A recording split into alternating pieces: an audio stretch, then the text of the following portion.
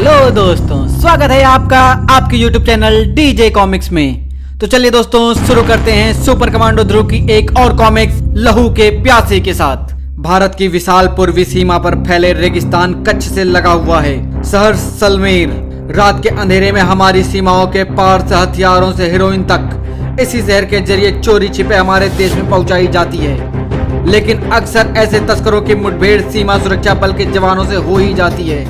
Jeep और तेज चलाओ राम सिंह, वरना ये तस्कर अंधेरे का फायदा उठाकर फिर भाग निकलेंगे। लेकिन कमिश्नर साहब, रेत पर जीप को इससे ज्यादा तेज नहीं चलाया जा सकता। डैम इट, हम जीप से घोड़ों का पीछा नहीं कर सकते। रेत पर नहीं सर। तो फिर हमें गोली चलाने पर मजबूर होना पड़ेगा। मैं इस अभियान पर खुद इसलिए नहीं आया था कि तस्करों को अपनी आंखों के सामने से भागता देखूं। गोली चलाओ, जीता हुआ हमारी रेंज में आ गया है। हमको इसी मौके का तो इंतजार था। रिमोट कंट्रोल के बटन पर एक उंगली दबी और जीप के ठीक नीचे का जमीन फट पड़ी। धाम! कमिश्नर साहब घायल होकर रेत पर आ गिरे, लेकिन घायल अवस्था में भी उनका पिस्तौल वाला हाथ उठा और 2 गोलियां दगी। निशाना अचूक था। पल भर में 2 और लाशें रेतीली जमीन पर आ गिरी। देखते देखते घोड़ों की टापों और जीप के इंजन की आवाज से गूंज रहे रेगिस्तान में मरघट सी खामोशी छा गई। सिर्फ एक आवाज इस खामोशी को तोड़ रही थी, कमिश्नर साहब के कराहने की आवाज। लेकिन सलमेर के पास घटे इस हादसे का असर वहां से सैकड़ों किलोमीटर दूर स्थित राजनगर में होगा, यह किसी ने नहीं सोचा था। रजनी, जल्दी से मेरा सूटकेस पैक करो, मुझे 3 घंटे में सलमेर की फ्लाइट पकड़नी है। सलमेर यानी राजस्थान? पर ऐसी क्या आफत आ गई? अभी अभी गृह मंत्रालय से स्पेशल मैसेंजर आया है। मुझे तुरंत वहां जाकर पुलिस कमिश्नर का चार्ज लेना है। ध्रुव भैया के वापस आने तक भी आप नहीं रुक सकते पापा? नहीं बेटे, और फिर ध्रुव मापाल से न जाने कब वापस आएगा। मेरे और ध्रुव के पीछे मम्मी का ख्याल रखना श्वेता। विदाउट फेल पापा। बेस्ट ऑफ लक पापा, अपना ख्याल रखिएगा जी। तुम फिक्र मत करो। बाय श्वेता। इस वक्त श्वेता और रजनी में से कोई भी यह नहीं जानता था कि वे आईजी राजन को आखिरी बार देख रहे हैं, और उनको यह आभास 3 दिन बाद तक भी नहीं हुआ था। और तब मम्मी भैया आ गया। ओह, कैसा है मेरा बेटा? 3 दिनों में ही दुबला हो गया तू तो। क्यों झूठ बोलती हो मम्मी? भैया तो खा खा कर बरगद जैसा फूल गया है। तो तू कौन सी मेरे जाने से सूख कर काटा हो गई है? काटा हो मेरे दुश्मन। 3 दिनों तक तुम्हारा खाना भी मम्मी मुझे ही खिलाती थी ना। अच्छा, अब दिखाओ मेरे लिए क्या लाए हो मापाल से। जल्दी दिखाओ जल्दी। अरे उसको जरा आराम तो कर लेने दे। तू तो भूत की तरह उसके पीछे पड़ गई। मैं 1 मिनट में आया मम्मी। पीटर का चेहरा देखकर ध्रुव तुरंत समझ गया कि मामला गड़बड़ है। Welcome home captain. क्या बात है पीटर, तुम इतने परेशान क्यों लग रहे हो? आज सुबह ही सीबीआई का सलमेर से एक मैसेज कमांडो हेडक्वार्टर में आया है। कमिश्नर राजन लापता हैं। पापा लापता हैं? सलमेर से? लेकिन वे सलमेर गए ही क्यों? सलमेर में तस्करों का आतंक बहुत बढ़ गया है। 5 दिन पहले उनमें एक मुठभेड़ में वहां के पुलिस कमिश्नर बुरी तरह जख्मी हो गए। तस्करों के डर से और कोई उस इलाके का चार्ज नहीं ले रहा था, तो आईजी सर ने यह बीड़ा उठाने का फैसला कर लिया। इसलिए वे सलमेर चले गए और कल रात वे रहस्यमय तरीके से लापता हो गए। मम्मी पापा सलमेर गए हैं और आपने मुझे बताया ही नहीं। मैं उनसे मिलने जाऊंगा अभी। जाना क्यों है? फोन से बात कर ले। अब थोड़े दिन मेरे पास भी रहेगा या नहीं? मैं उनके लिए मापाल से स्पेशल सिगार लाया हूँ मम्मी, वे सब खराब हो जाएंगे। तो फिर जाओ, सबको पापा का ही ख्याल है, मम्मी को तो कोई पूछता ही नहीं है। पूछता क्यों नहीं? पापा सबसे पहले तुमको ही पूछते हैं। चल हट शैतान। अच्छा जा, पर जाना और लौटती फ्लाइट से वापस आ जाना। पापा के पास जा रहे हो ना भैया, मैं भी तुम्हारे साथ चलूंगी। तो तू क्यों? तू वहां क्या करेगी? क्या करूंगी? अरे वही जो तुम करोगे। पापा से मिलूंगी और बातें करूंगी, और वो भी बिना हकलाए। हे भगवान, अब इस मुसीबत को कैसे टालूं? हाँ, तू घर में बैठे बैठे बोर हो जाती होगी। तू ऐसा कर, अपने दोस्तों के साथ पिकनिक प्रोग्राम बना ले। पिकनिक प्रोग्राम खंडाला का? अरे जहन्नुम का बना लेना, लेकिन मम्मी तब तक अकेली रहेगी क्या? अपनी कमांडो फोर्स से पहरा देने को कह जाना। ठीक है, दोनों जाओ। श्वेता भी बहुत दिनों से कहीं बाहर नहीं गई है। मुझे तो वैसे भी अकेले रहने की आदत पड़ चुकी है। थैंक यू मम्मी, निकालो 1000 रुपए। सॉरी मम्मी, लेकिन मेरे पास और कोई रास्ता भी तो नहीं है। और अगले दिन सुबह जब ध्रुव सलमेर के एयरपोर्ट से बाहर निकला तो उसकी हर हरकत पर तेज निगाहें गड़ी थीं। टैक्सी। देखा माधव, मैं कहता था ना कि नए कमिश्नर पर हाथ मत डाल, क्योंकि उसके बेटे का नाम सुपर कमांडो ध्रुव है। यह मैं भी जानता हूँ, और महाराज भी। अरे इसी बला को वश में लाने के लिए ही महाराज ने अब तक कमिश्नर को जिंदा रखा है। तू उतना ही कर जितना तुझसे कहा गया है। चल, वह जा रहा है। ध्रुव इस बात से बेखबर था और उसका पीछा शुरू हो चुका था। महाराज, X010 हियर, शेर पिंजरे में आ चुका है। इस वक्त वह सवाई रोड पर दक्षिण की तरफ जा रहा है, शायद लोमड़ियों की माद में। लोमड़ियों की माद यानी पुलिस हेडक्वार्टर। मैसेज मिल गया, पीछा जारी रखो। दूसरे छोर पर मैसेज लेने वाला तैयार बैठा था। तुम्हारा शिकार इस शहर में आ चुका है कैक्टस। मुझे पुलिस की उतनी फिक्र नहीं जितनी उस छोकरे की है। आप इसकी चिंता सेवक पर छोड़ दे महाराज। कैक्टस पिछले 72 मिशन में कभी नाकामयाब नहीं रहा। दूसरी तरफ आप पुलिस हेडक्वार्टर क्यों जा रहे हैं साहब? आप पुलिस वाले तो लगते नहीं। अपने काम से मतलब रखो ड्राइवर, और नजरें सड़क पर रखो वरना एक्सीडेंट। ध्रुव की जबान पर मानो सरस्वती विराज रही थी। मैंने तुमसे पहले ही कहा था कि टैक्सी देखकर चलाओ। कौन है यह? अरे छोड़िए साहब, यह तो भीखामल है। न जाने कितने सालों से भीख मांग रहा है। रोज किसी न किसी गाड़ी से टकराता रहता है, पर मरा आज तक नहीं। सड़ाप, अपनी गलती को इस बेचारे के सिर पर क्यों मर रहे हो? आप ठीक तो है ना बाबा? सहानुभूति के 2 बोल सुनते ही बूढ़े भिखारी की आंखें डबडबा आई। रहने दो बेटा, ऐसी चोटें और गालियां खाना तो अब मेरी जिंदगी का हिस्सा बन गया है। मैं भी कभी 10 भिखारियों को दान दिया करता था। बहुत पैसा था मेरे पास, लेकिन जब से मेरा इकलौता बेटा नशे की लत में पड़कर अपनी जान गंवा बैठा, तब से मेरा कारोबार की तरफ से ध्यान हट गया। मेरा कारोबार धीरे धीरे चौपट होने लगा और आखिरकार नौबत भीख मांगने तक आ गई। पर तुम जाओ बेटा, मेरे पीछे तुम अपना समय क्यों नष्ट करते हो? साहब को तो सामने ही जाना है बुड्ढे, तू हटे तो ये जाएं। पुलिस हेडक्वार्टर यही है साहब। तभी लाओ साहब जी, तुम्हारा बक्सा मैं उठाकर पहुंचा दूं। 2 रुपए दे देना। तुम कौन हो? गरीब हूँ साहब जी, पेट पालने के लिए बोझा उठाने का काम करती हूँ। गरीब को 2 पैसे कमाने का मौका दो ना साहब। नहीं नहीं, अपना सामान मैं खुद ही उठाता हूँ। लेकिन ध्रुव यह न देख पाया कि इस बीच एक छोटा सा ट्रांसमीटर उसकी बेल्ट पर बड़ी सफाई से चिपका दिया गया था। जब भाग, बड़ा आया सांप का बच्चा। ध्रुव कुछ परेशान नजरों से उसे देखता हुआ पुलिस हेडक्वार्टर की सीढ़ियां चढ़ने लगा।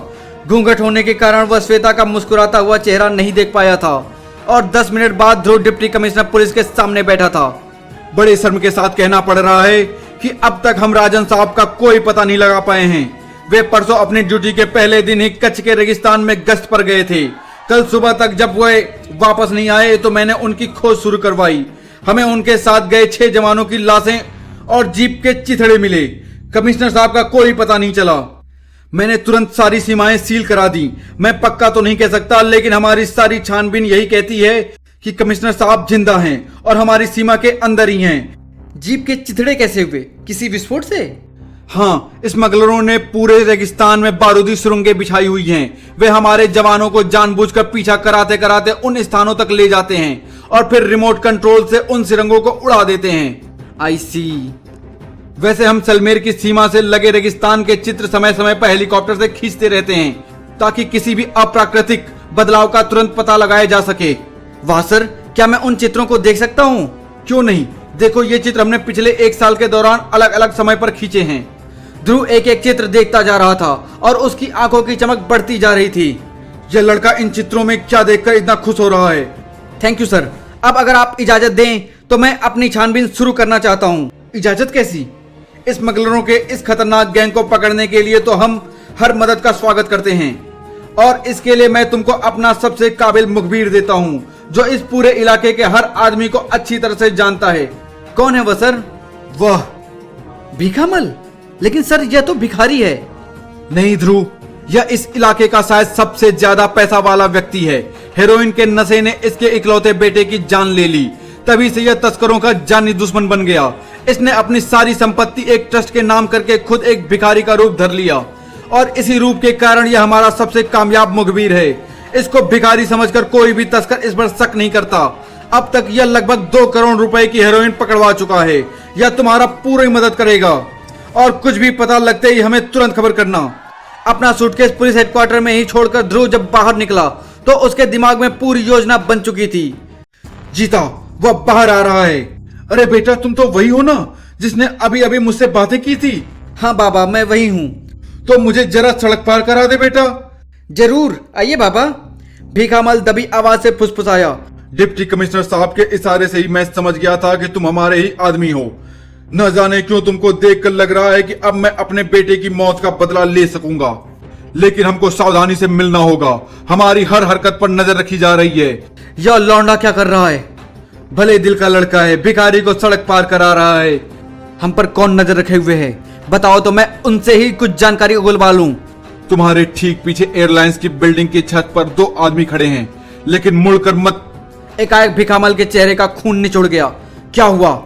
वो सामने हमारे कमीज पहने और काला चश्मा लगाए जो आदमी खड़ा है, वह कैक्टस है, इस गैंग का सबसे खतरनाक हत्यारा। लेकिन ये यहाँ पर क्यों आया है? मैं देखता हूँ। सड़क पार कराने के लिए धन्यवाद बेटा। यह तो हर अच्छे नागरिक का फर्ज है बाबा। मैं चलता हूँ। ध्रुव तेजी से उस तरफ बढ़ा जहां उसने 2 क्षण पहले कैक्टस को खड़े देखा था, लेकिन इस बीच एयरलाइंस की छत पर घटनाएं तेजी से घटने लगी थीं। यह उधर क्या करने जा रहा है पता नहीं, लेकिन वह हमारी नजरों से ओझल नहीं होना चाहिए। दोनों गुंडों को यह आभास नहीं था कि खतरा सिर पर आ चुका है। कौन हो तुम? कुछ काम है हमसे? चंडिका का अजीब रूप देखकर न जाने क्यों दोनों गुंडे भय से सिहर उठे, पर जवाब नहीं मिला और फिर जीता और माधव पर कहर टूट पड़ा। लड़ाई शुरू होने से पहले ही खत्म हो गई। बस मुझे और मत मारना। मुझे पता नहीं था कि घूंसे इतनी जोर से भी लगते हैं। तुमने पूछा था इसलिए बता देती हूँ, मेरा नाम चंडिका है, और अगर तुमने पुलिस के सामने अपना अपराध न कबूला तो मैं तुमको फिर झूठ निकालूंगी और उस बार अपने नाम का मतलब भी समझा दूंगी। दूसरी तरफ ध्रुव भौचक्का था। पूरे 5 मिनट से उस कैक्टस को ढूंढ रहा हूं। अभी तो यहीं पर था, एकदम से न जाने कहां चला गया। पर जाने दो, अगर इसके चक्कर में वे दोनों भी भाग निकले तो मैं फिर। मोड़ मुड़ते ध्रुव की नजरें जिस दृश्य पर पड़ी उसके लिए वह कतई तैयार नहीं था। और फिर इन दोनों की तो हमें बहुत दिनों से तलाश थी, लेकिन हर कोई उनके खिलाफ रिपोर्ट लिखाने से डरता था। तुमने इनको कैसे पकड़ा? पर मैंने इनको नहीं पकड़ा सर। अरे फिर और किसमें इतनी हिम्मत है जो इन गुंडों पर हाथ भी डाले? हमें एक लड़की ने पकड़ा है साहब, पर हमें छोड़ना मत। हाँ साहब, वरना वह फिर कहीं मिल गई तो आप जो भी पूछे हम बताएंगे। फिर बाद में इनके अनुसार तो इन्होंने अपने बॉस के कभी देखा ही नहीं। उससे ये ट्रांसमीटर पर संपर्क करते थे। अपने बॉस को ये महाराज कहते हैं। इनका हिस्सा इनके डाक से मिल जाता है। काम की बात सिर्फ यही पता चला कि कमिश्नर राजन अब तक जिंदा हैं। पापा जिंदा हैं? वाह। हाँ, लेकिन वे कैसे और कहां हैं यह इनको नहीं पता। खैर, इतना जानना ही बहुत है कि पापा जिंदा हैं, बाकी मैं पता लगा लूंगा। इन दोनों गुंडों ने यह बताया कि उनको किस लड़की ने पकड़ा था? हाँ, कोई अजीब पोशाक और सुनहरे बालों वाली लड़की थी। चंडिका या ऐसा ही कुछ नाम था। चंडिका? तुम उसे जानते हो? हम सिर्फ एक बार मिले हैं सर, जब पशु मानवों से हमारा सामना हुआ था तब। अच्छा, तो ये वह लड़की है, पर वह वास्तव में है कौन भगवान ही जानता है सर। पुलिस हेडक्वार्टर से बाहर निकलते समय ध्रुव के दिमाग में कई प्रश्न घुमड़ रहे थे।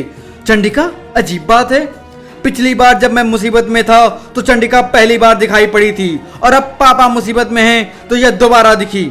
आखिर यह चंडिका कौन हो ओ अपने ख्यालों में डूबा ध्रुव कहां जा रहा था यह उसको खुद भी नहीं पता था कि तभी एक झटका लगा। उसने अपने आप को एक गोदाम में गिरा हुआ पाया और एक खतरनाक आवाज गूंज उठी। चोट तो नहीं लगे बच्चे? कैक्टस? तो तुम मुझे पहले से जानते हो। कैक्टस को कौन नहीं जानता? हा हा हा हा हा। अगर मैं इस तक तेजी से पहुंच सकूं तो।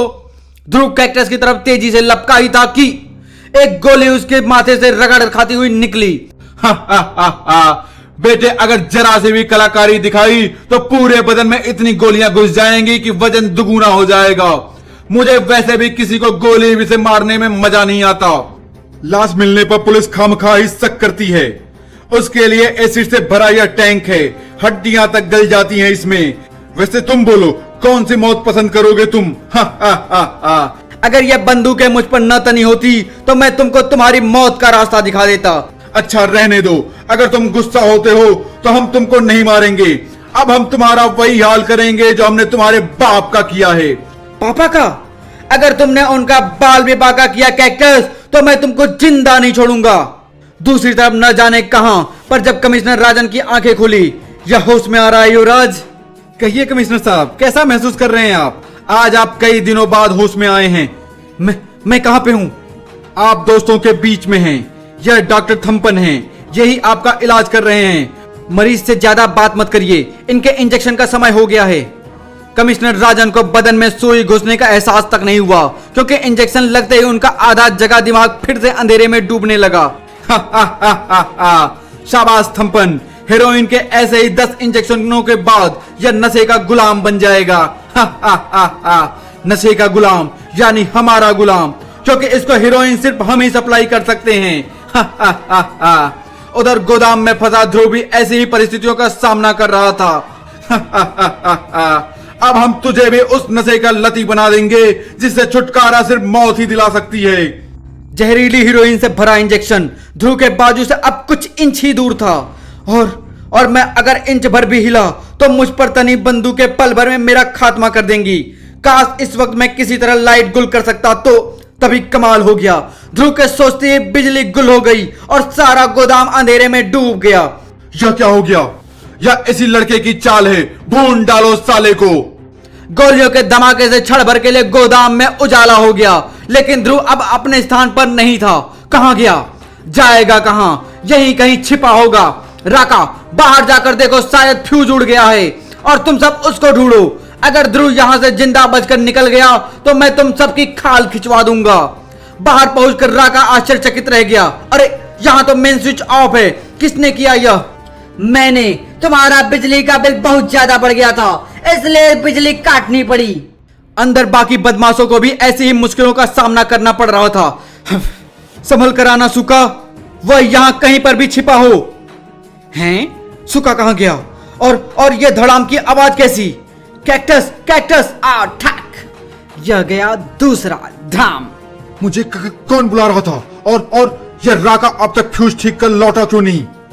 हल्की सी ठंड के बावजूद कैक्टस जैसे खतरनाक हत्यारे के माथे पर पसीने की बूंद चमक रही थी, क्योंकि वह जानता था कि ध्रुव उसी की तरफ बढ़ रहा है। उसका ख्याल सही था, लेकिन उसी वक्त कोई और ध्रुव की ओर लपक रहा था। इसका एहसास ध्रुव को इन समय पर हुआ। वह तेजी से झुका और एक बदन उसके ऊपर से उड़ता हुआ एसिड के भरे टैंक में जा गिरा। आह! तभी बत्तियां जल उठी और एसिड के टैंक में गलता सुका का शरीर साफ दिखने लगा। ध्रुव भी यह भयावह दृश्य देखकर पल भर के लिए जड़ हो गया। कैक्टस जैसे सदे हत्यारे को ऐसे ही मौके की तलाश थी। मेरा एक प्लान फेल हो गया तो क्या हुआ? मेरा दूसरा प्लान तैयार है, लेकिन उसके लिए पहले मुझको पिछले दरवाजे से भागना पड़ेगा। कैक्टस बाहर की तरफ भागा और चंडिका से जा उलझा, लेकिन इस वक्त कैक्टस के सिर पर खून सवार था। गोलियों की बौछार से बचने के लिए चंडिका एक तरफ लपकी, और जब तक वह संभल पाती कैक्टस एक घोड़े पर सवार होकर गेट से बाहर निकल चुका था। चंडिका, तुम यहां पर कैसे आई? यह वक्त इन फिजूल सवालों का नहीं है ध्रुव। ओह, तुम्हारे माथे पर तो गोली का घाव है, इससे खून भी बह रहा है। चंडिका ने अपनी बेल्ट में से एक प्लास्टर निकाला। यह कम से कम घाव को ढक कर रखेगा। धन्यवाद। वैसे तुमने ठीक कहा चंडिका, अब ज्यादा वक्त नहीं है। मैं कैक्टस के पीछे जाता हूं, तब तक तुम पुलिस को इस गोदाम के बारे में इन्फॉर्म कर दो। लेकिन तुम कैक्टस को ढूंढोगे कहां? कच्छ के रेगिस्तान में। मुझे पता है वह कहां पर गया है।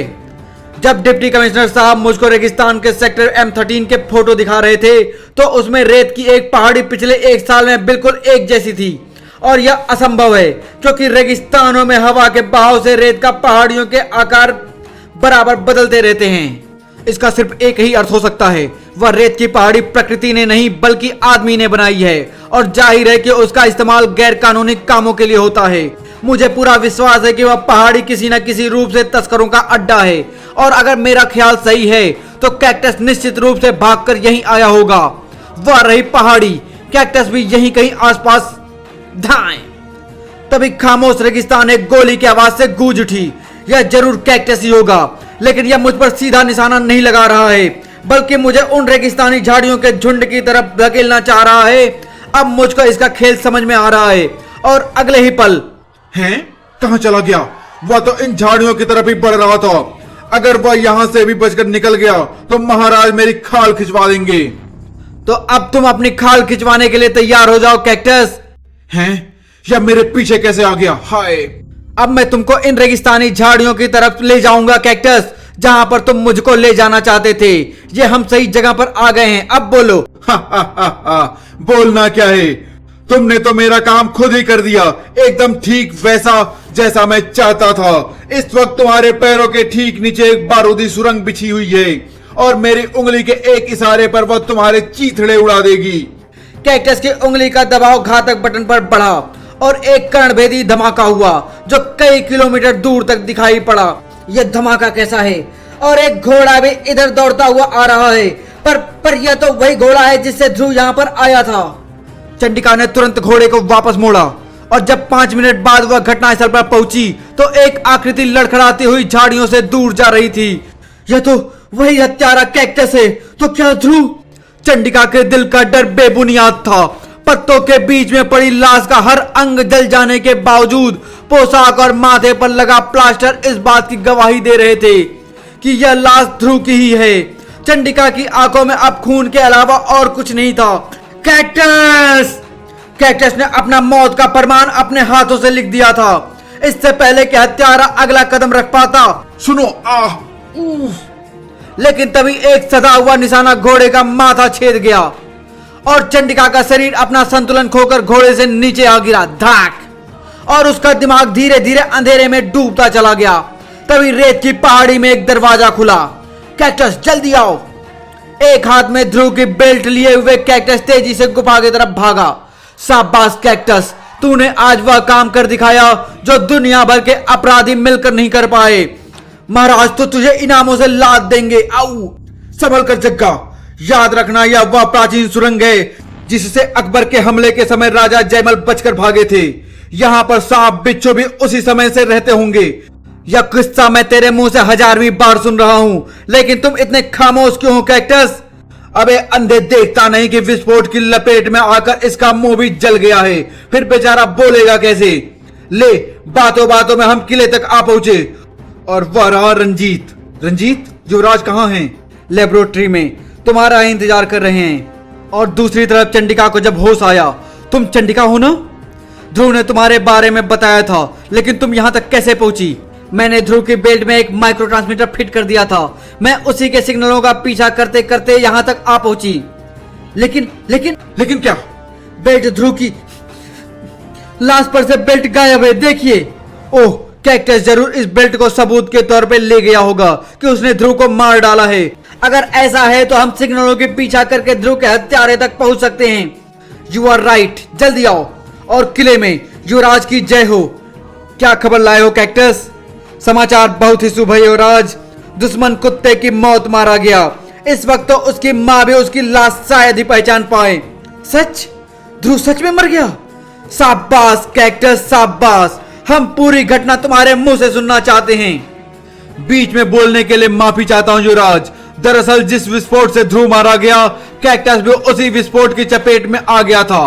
विस्फोट से इसका सारा मुंह जल गया है, इसीलिए यह बोलने में असमर्थ है। हम तुम्हारे ठीक होने की प्रतीक्षा करेंगे कैक्टस। जग्गा, अब हमारी लैब में काफी हेरोइन तैयार हो गई है। तुम आज फिर किले से माल लेकर सुरंग के रास्ते से रेगिस्तान जाओगे और फिर रेगिस्तान से सलमेर की तरफ आने की कोशिश करोगे, ताकि पुलिस को यह शक बना रहे कि यह सारी तस्करी सीमा पार से होती है और हम सलमेर में बैठे बैठे हेरोइन को भारत के कोने कोने में पहुंचाते रहेंगे। जो आज्ञा युवराज। आओ कैक्टस, आज हम तुमसे बहुत बहुत खुश हैं। तुमने आज हमारे रास्ते का सबसे बड़ा कांटा दूर कर दिया, इसलिए हम एक दूसरे कांटे को निकालने का श्रेय भी तुमको ही देंगे।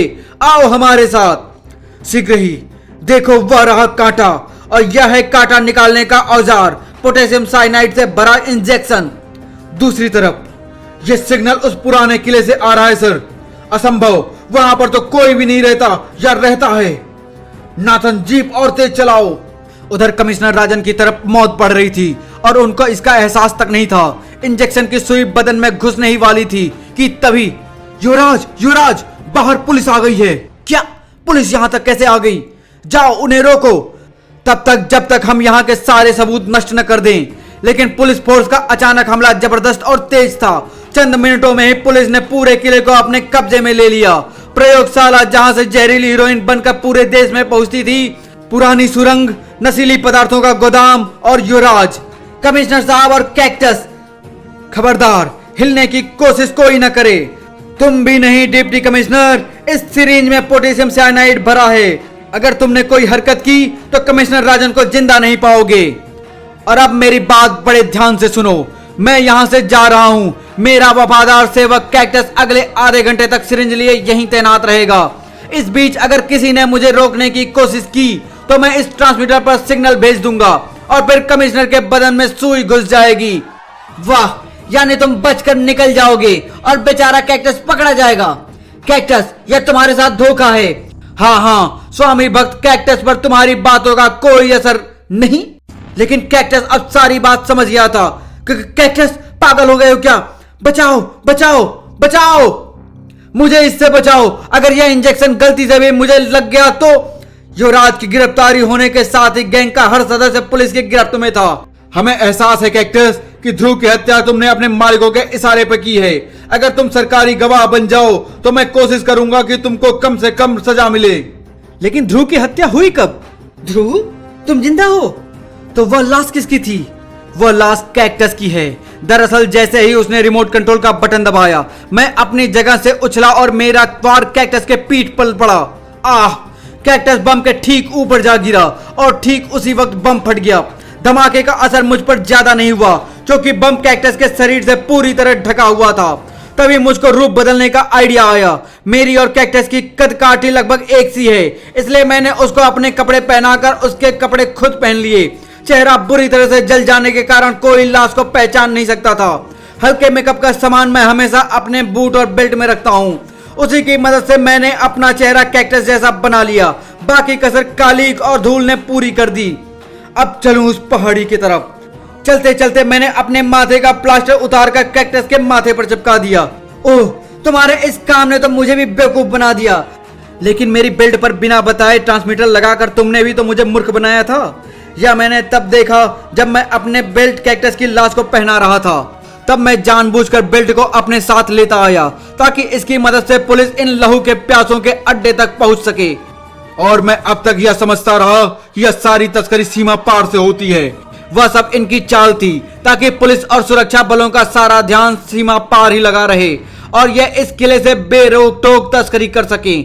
इसके लिए यह बीच बीच में ऐसा नाटक भी करते थे मानो ये हीरोइन वाकई सीमा पार से आ रही है और फिर पुलिस को चकमा देकर यह उसी सुरंग के रास्ते से किले तक आ जाते थे जिससे मुझे लाया गया।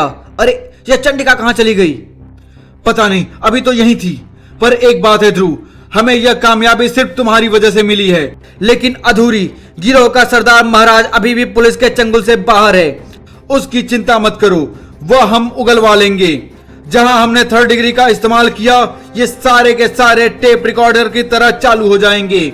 उसकी जरूरत नहीं पड़ेगी, आप मेरे साथ चलिए। पर कहां? आइए तो, लेकिन पहले हम रास्ते में एक आदमी को यह खुशखबरी देते चलेंगे। किसको भाई? आखिर तुम जाना कहां चाहते हो? उसके पास। भिखामल? अरे बेटा, तुम इस पोशाक में? हाँ बाबा, आपको यह जानकर खुशी होगी कि मैंने आपके बेटे की मौत का बदला ले लिया। क्या? हाँ बाबा, अब पूरा गैंग हमारे कब्जे में है। पुलिस ने इन सब की खूब धुनाई की और इस गिरोह के मुखिया युवराज की तो हमने मार मार कर चमड़ी उधेड़ दी। क्या?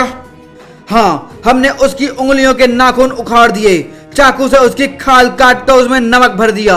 तब कहीं जाकर यह तो बेहोश हो गया। हाँ सर, बेचारा अपने बेटे पर काल्पनिक अत्याचारों का वर्णन सुन नहीं पाया। अपने बेटे पर? यानी? हाँ सर, यह भिखामल महाराज है, युवराज का पिता और इस गैंग का बॉस। फिर बाद में भिखामल ने कबूल कर लिया है कि वही इस गिरोह का सरगना है। लेकिन तुमने समझा कैसे कि भिखामल महाराज है? युवराज और भिखामल के शक्लों की समानता ही अब बताने के लिए काफी थी कि दोनों पिता पुत्र हैं और युवराज का पिता ही महाराज हो सकता था, यानी गैंग का बॉस। अपनी इसी थ्योरी को परखने के लिए मैं भिखामल के पास गया था और मुझे खुशी है कि यह मेरा ख्याल सही निकला। अपने बेटे के मरने की झूठी कहानी और अपने संपत्ति ट्रस्ट को दान करने का नाटक भिखामल ने पुलिस का मुखबिर बनने के लिए रचा था। वक्त वक्त पर अपना ही माल पकड़वा कर यह अपने अच्छे मुखबिर होने का प्रमाण भी देता रहता था। इस तरह से इसको पुलिस कार्यवाही की पूरी सूचना भी पहले से ही मिल जाया करती थी। तुमने वास्तव में कमाल कर दिया ध्रुव। चलो, अब चूंकि इस क्षेत्र से तस्करों का आतंक समाप्त हो गया है, इसलिए अब मैं भी वापस राजनगर जा सकता हूँ। नए कमिश्नर इस एरिया का चार्ज लेने आज शाम को ही आ रहे हैं। और फिर राजनगर में? अरे, आपके सिर पर यह पट्टी क्यों बंधी है? कुछ नहीं, एक मामूली सा एक्सीडेंट हो गया था, पर अब तो घाव भी भर गया है। ओह, शुक्र है भगवान का। और तुम्हारे सिर का घाव कैसा है भैया? क्या पूछा? अरे या मैं क्या पूछ गई? मेरे सिर का घाव तो बालों से ढका हुआ है और अभी तक मैंने यहाँ पर किसी को इस घाव के बारे में बताया भी नहीं है। फिर इसको कैसे पता चला? कहीं यही तो चंडिका नहीं? मम्मी बचाओ चूहा। अरे इसमें इतना हंसने की क्या बात है? चूहा बहुत खतरनाक जानवर होता है। अरे मैं तुझ पर नहीं, अपनी सोच पर हंस रहा हूँ। मैं भी कितना गधा हूँ। यह डरपोक किसी जन्म में बहादुर चंडिका हो ही नहीं सकती। समाप्त। तो धन्यवाद दोस्तों, मिलते हैं अगली कॉमिक्स में। धन्यवाद।